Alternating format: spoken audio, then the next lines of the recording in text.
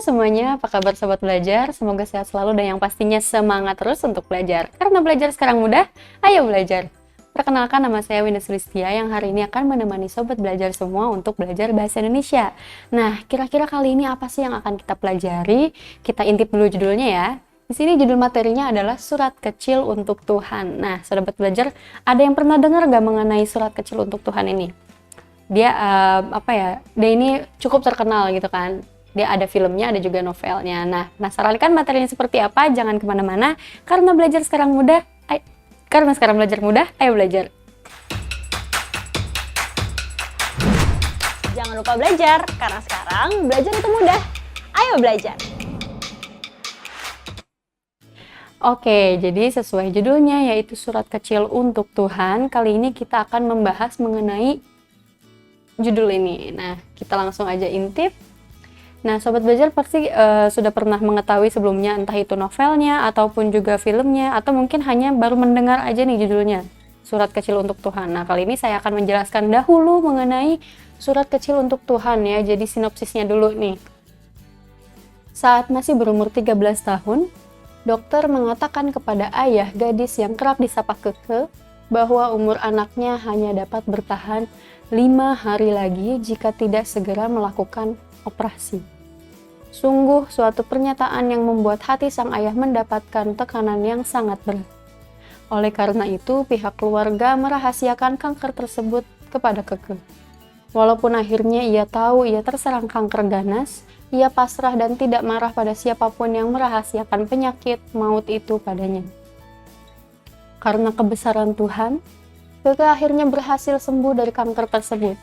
Keberhasilan dokter Indonesia menyembuhkan kasus kanker yang baru pertama kali terjadi pada putri Indonesia ini menjadi prestasi yang sangat membanggakan sekaligus membuat semua dokter di dunia bertanya-tanya. Namun, kanker tersebut kembali menyerangnya. Dalam filmnya, Keke mengalami kelumpuhan dan kebotakan. Dokter menyerah terhadap kankernya. Keke menyadari bahwa napasnya tidak panjang lagi. Dia tetap bersyukur dan menuliskan sebuah surat kecil untuk Tuhan. Keke menghembuskan napas terakhirnya pada 25 Desember 2006, tepat setelah ia menjalankan ibadah puasa dan Idul Fitri terakhir bersama keluarga dan sahabat-sahabatnya, namun kisahnya menjadi abadi. Ribuan air mata berjatuhan ketika biografi pertamanya dikeluarkan secara online. Pesan Keke terhadap dunia berhasil menyadarkan bahwa segala cobaan yang diberikan Tuhan adalah sebuah keharusan yang harus dijalankan dengan rasa syukur dan beriman.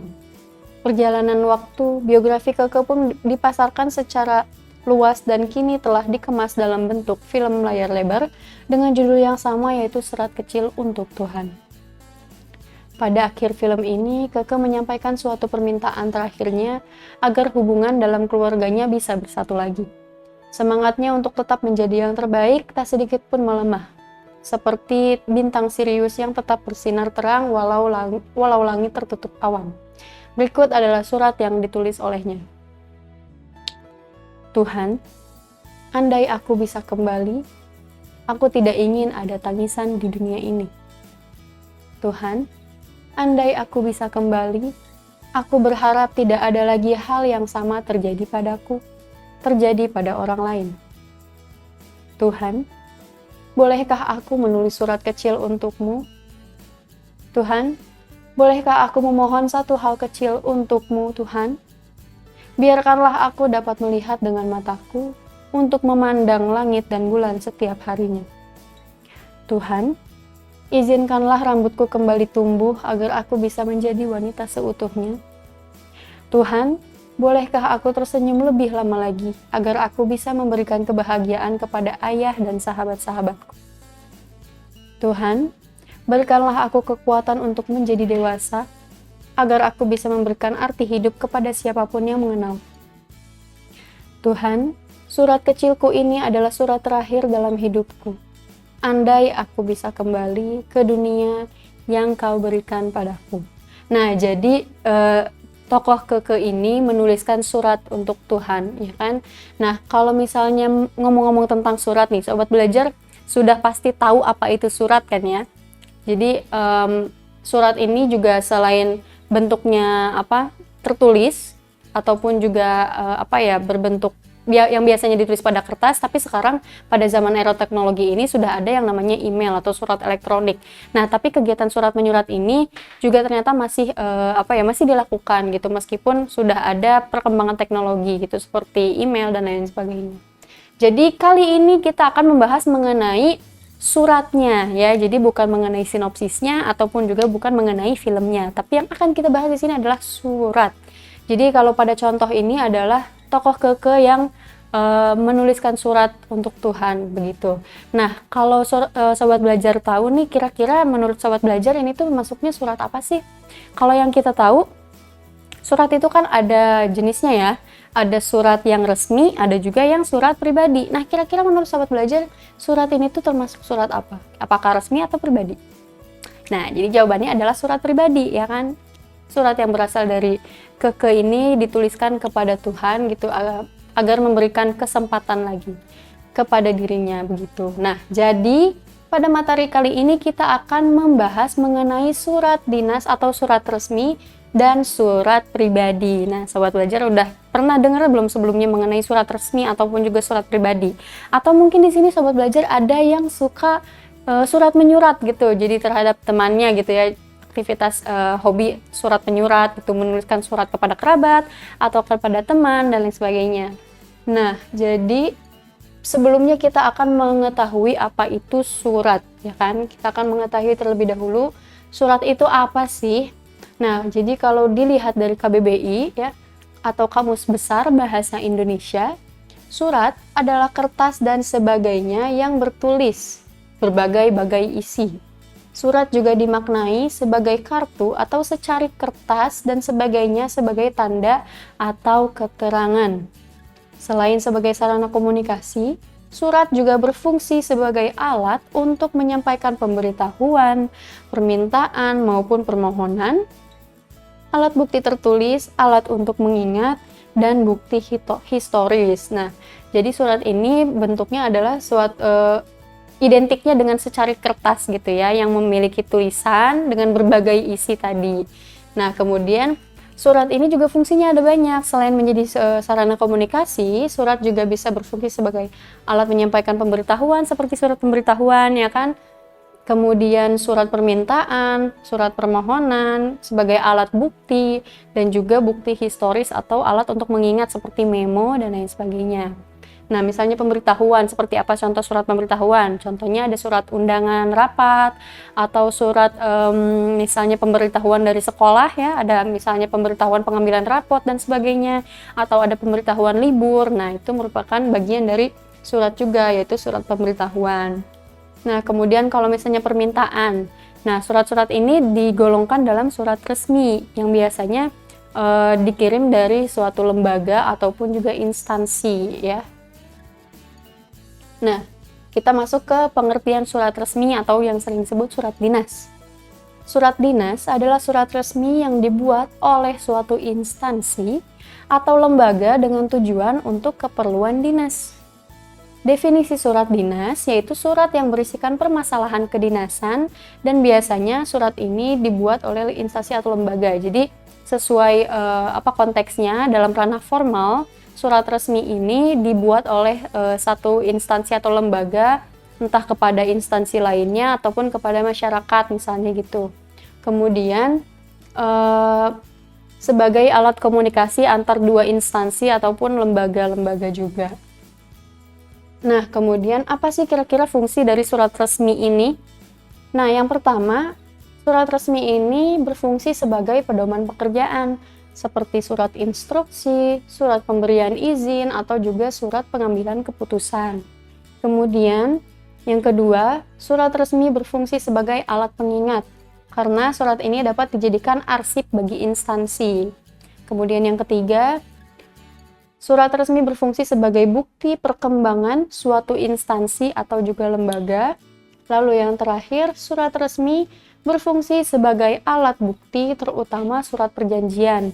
Nah, jadi kalau di dalam lembaga ataupun instansi, surat itu penting ya, meskipun sekarang sudah ada fax, sudah ada email, tapi surat tertulisnya pun memang harus tetap digunakan sebagai alat bukti, kemudian pengingat, atau juga sebagai pedoman pekerjaan seperti itu. Dan juga untuk bukti-bukti kelengkapan administrasi biasanya. Nah, kemudian seperti apa sih ciri-ciri dari surat resmi? Sobat Belajar sudah pernah melihat belum bentuk dari surat resmi itu seperti apa? Atau memang sudah pernah mencoba membuat, atau hanya tahu sekilas gitu? Nah, jadi kita lihat di sini ciri-ciri dari surat resminya itu, yang pertama, terdapat kop surat dan nama instansi atau lembaganya.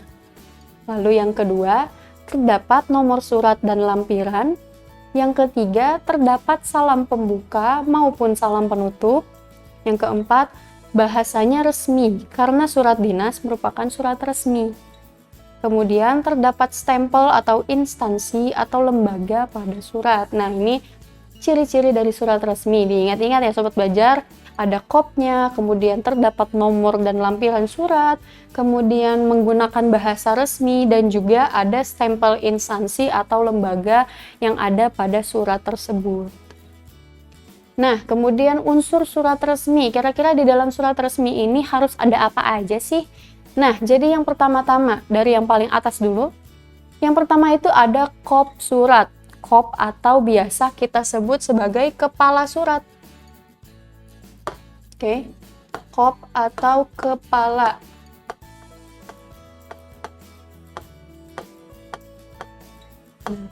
Kop surat atau kepala surat. Kemudian ada nomor surat, kemudian ada tanggal surat, ada lampiran surat, kemudian perihal surat, alamat yang dituju. Nah, kita bahas satu persatu. Kop surat itu menandakan mengenai identitas dari si pengirim suratnya. Ya, misalnya dalam surat resmi instansi A misalnya, jadi di dalam suratnya itu ada nama lengkap dari dari instansinya, misalnya PT Merah Ceria misalnya. Jadi akan ada kopnya dulu gitu untuk surat resmi, barulah di sini ada alamatnya. Jalan bla bla bla bla. Kemudian ada juga nomor telepon ataupun yang bisa dihubungi, misalnya telepon berapa, kemudian ada email, biasanya juga ada nomor fax dan lain sebagainya. Nah, inilah bentuk dari kop atau kepala surat gitu ya. Biasanya dia bentuknya seperti ini, ada identitasnya, identitas dari instansi yang mengirim surat itu, kemudian alamatnya di mana, kemudian nomor-nomor yang bisa dihubungi gitu ya, misal dari nomor teleponnya, atau ada alamat emailnya, kemudian ada faxnya dan lain sebagainya. Oke, nah jadi seperti itu bentuk kop atau kepala surat. Kemudian nomor surat. Nah, untuk surat resmi ini, karena surat resmi itu pada suatu instansi kan bisa jadi alat bukti ya, atau juga bukti historis gitu. Kemudian perkembangan instansi, dan juga bisa dijadikan sebagai dan juga berfungsi sebagai syarat administrasi. Jadi surat-surat yang dikeluarkan maupun yang diterima itu pasti akan ada nomor suratnya. Ya, misalnya tentang surat undangan. Nah, misalnya mengenai surat undangan, di sini ada nomor surat. Jadi untuk nomor surat ini suatu perusahaan atau suatu instansi atau lembaga itu sudah mempunyai sistemnya sendiri gitu. Jadi nomor surat ini bergantung pada sistem yang digunakan di suatu instansi tersebut. Biasanya bentuknya seperti ini. Misalnya nomor surat keluar ini misalnya tulis saja 110 garis miring. Nah, biasanya di sini diisi mengenai keperluannya, misalnya undangan. Bisa saja di sini mengenai kode dari perusahaannya. Seperti Merah Ceria mungkin MC, seperti itu. Barulah di sini ada tahun 2021, seperti itu. Contoh dari nomor suratnya. Jadi masing-masing itu tuh ada artinya tersendiri, tergantung bagaimana sistem penomoran pada suatu instansi tersebut gitu ya. Nah, kemudian ada tanggal surat. Tanggal suratnya ini tanggal kita menuliskan surat tersebut begitu ya. Kemudian lampiran. Nah, lampiran ini adalah contohnya seperti apa yang dilampirkan saat kita mengirim surat itu. Misalnya kita mengirim surat lamaran. Lampirannya misalnya ada ijazah, ada KTP, dan lain sebagainya. Ataupun surat resmi mengenai penawaran suatu produk ataupun jasa dari satu instansi ke instansi lain. Nah, setelah dia mengirimkan surat, dia juga akan melampirkan contohnya seperti katalog, karena kan perihalnya mengenai penawaran barang, begitu. Nah, kemudian perihal surat. Nah, perihal surat itu adalah inti konten ataupun juga isi dari surat itu surat apa. Misalnya seperti yang tadi dia menawarkan barang, maka surat itu dinamakan surat penawaran. Atau juga mengundang suatu pihak untuk menghadiri suatu acara di satu instansi atau di satu tempat, maka perihalnya adalah undangan, seperti itu. Kemudian ada alamat yang dituju. Nah, alamat yang dituju ini adalah alamat kemana kita akan mengirimkan surat tersebut, ya. Misalnya kepada suatu instansi yang kita memang belum tahu apakah yang menerimanya itu bapak atau ibu, kemudian namanya kita bisa tuliskan seperti ini.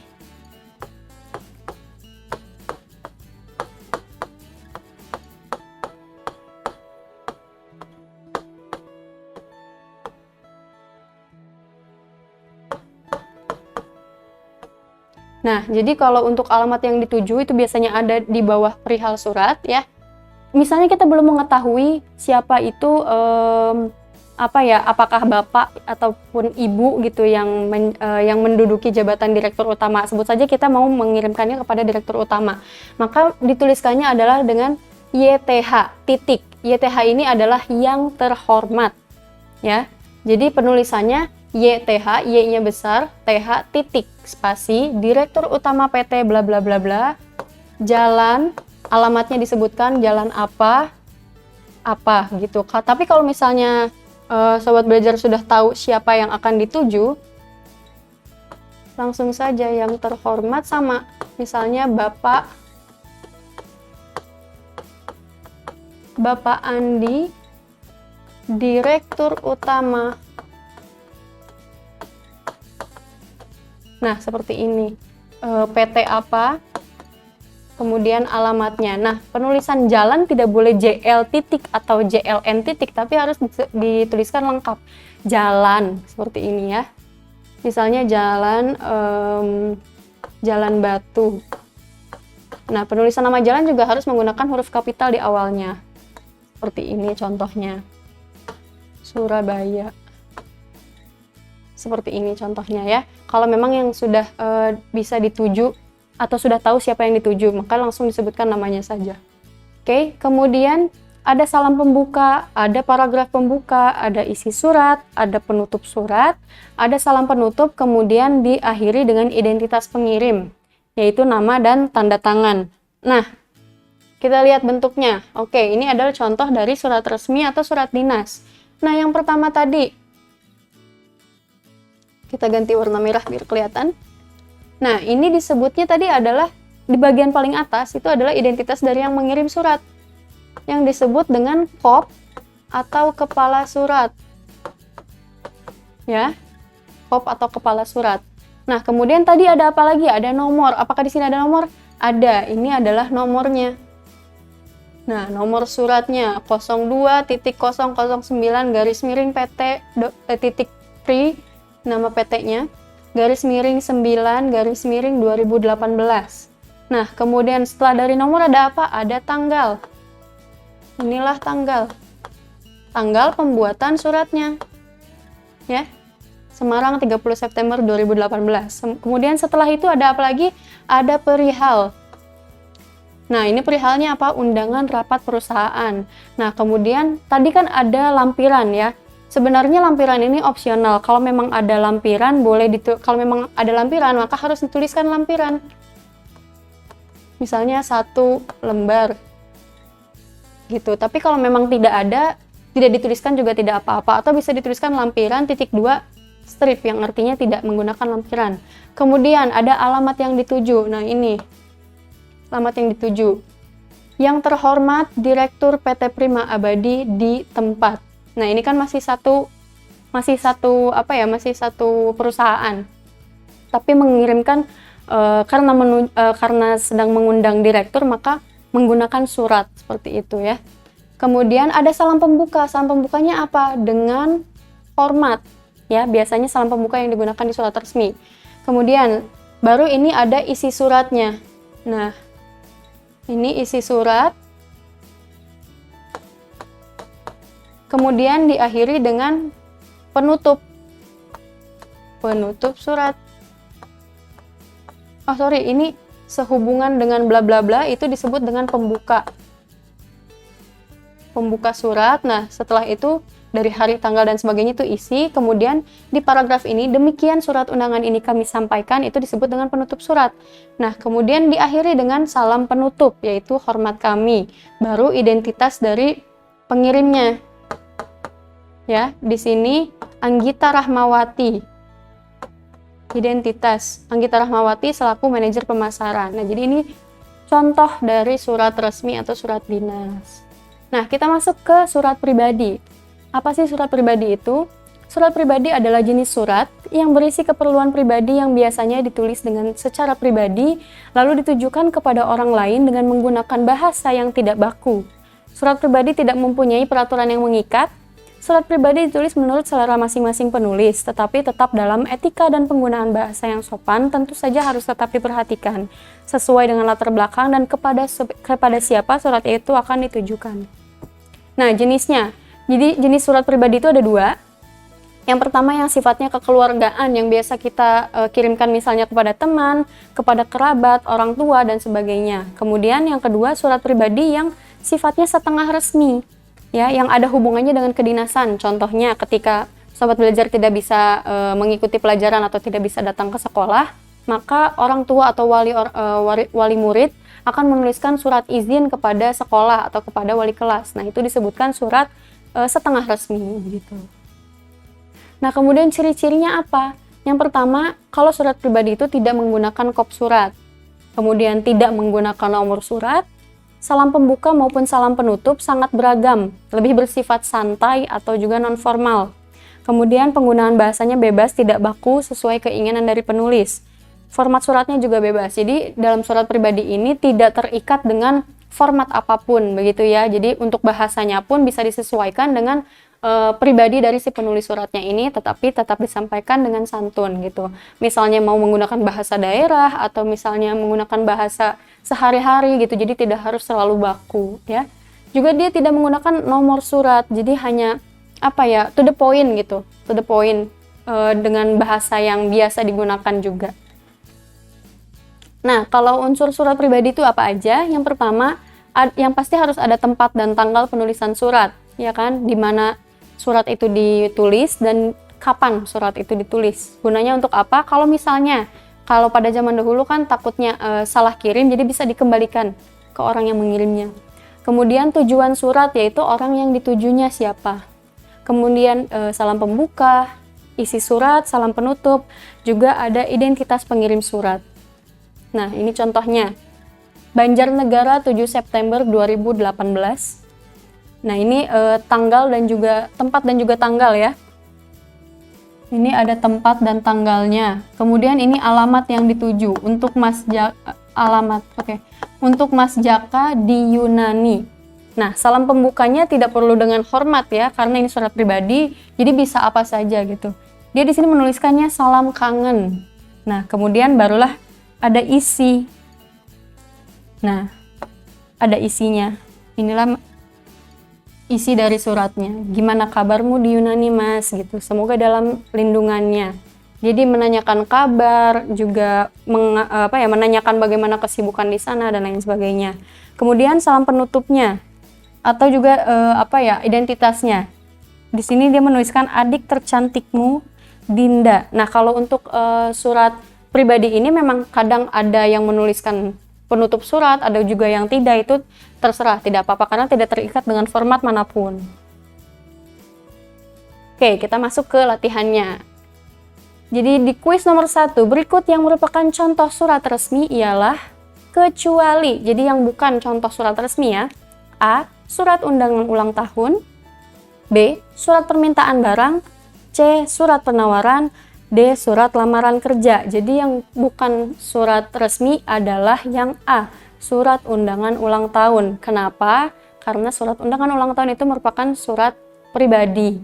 Kalau surat permintaan barang, penawaran, lamaran itu yang ada kepentingan dengan suatu instansi begitu. Kemudian kuis yang nomor 2. Berikut yang merupakan salam pembuka dalam surat yaitu A. Demikianlah pemberitahuan yang kami informasikan. B. Dengan hormat. C. Hormat kami.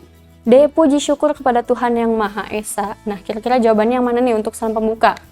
Oke, jadi jawaban untuk salam pembuka adalah yang B, dengan hormat. Itu yang biasanya salam pembuka di surat resmi ya, kalau kita lihat konteksnya. Nah, kalau demikianlah itu merupakan penutup surat. Hormat kami adalah salam penutup dalam surat resmi ya. Puji syukur kepada Tuhan itu mungkin bagian dari isi. Kemudian kuis nomor 3. Surat terbagi menjadi 2 jenis, yaitu A. Surat pribadi dan surat privasi. B. Surat umum dan surat pribadi. C. Surat resmi dan surat pribadi. D. Surat undangan dan surat lamaran pekerjaan.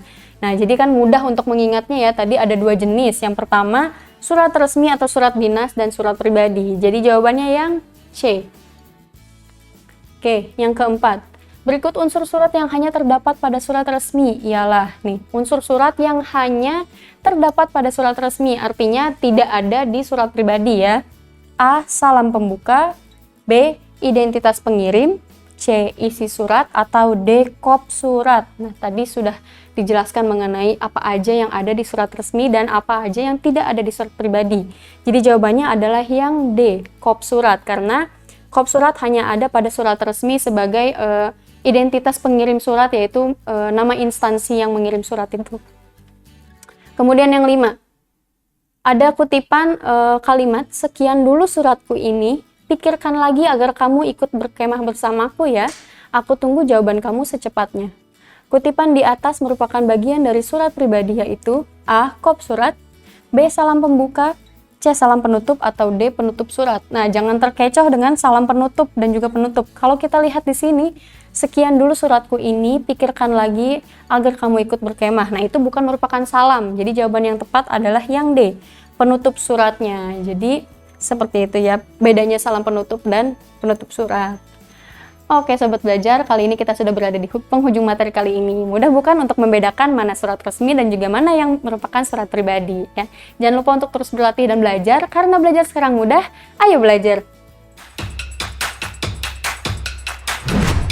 Jangan lupa belajar, karena sekarang belajar itu mudah. Ayo belajar!